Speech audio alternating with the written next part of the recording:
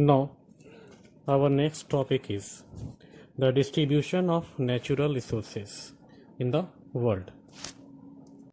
Natural resources का distribution दुनिया में कैसा है?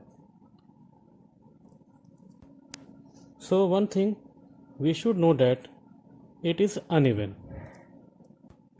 All the countries of the world are independent in terms of resources available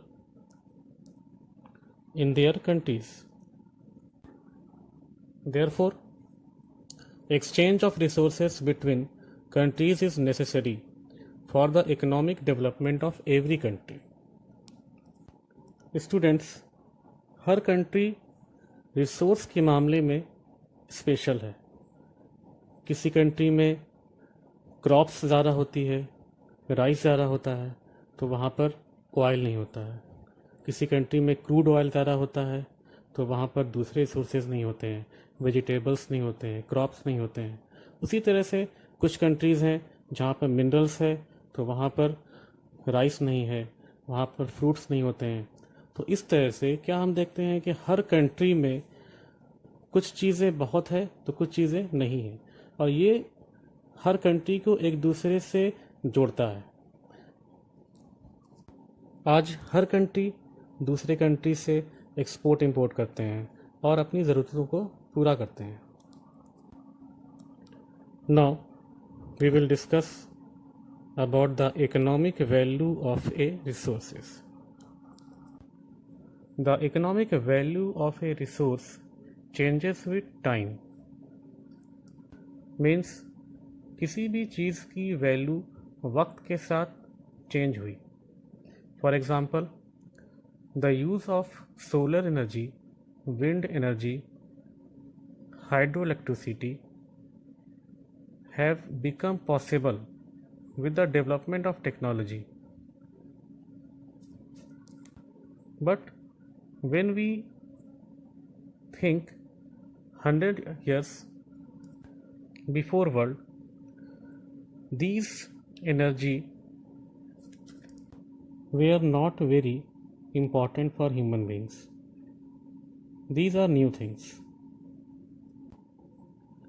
Nowadays, with the passage of time and with the development of appropriate technology, many things have become resources at present.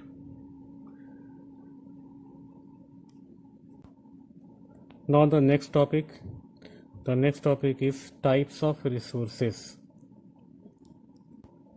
So the resources are classified into natural, human and man-made resources.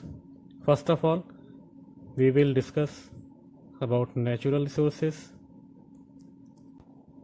Natural resources are the free gifts of nature and can be consumed directly from nature without much processing. For example, the land we live on, the water we drink, and the air we breathe. All are the few examples of natural resources. Now we will learn about human resources. Human resources refers to the skill of human being, both qualitative and quantitative, who possesses skills and knowledge to make wise use of natural resources.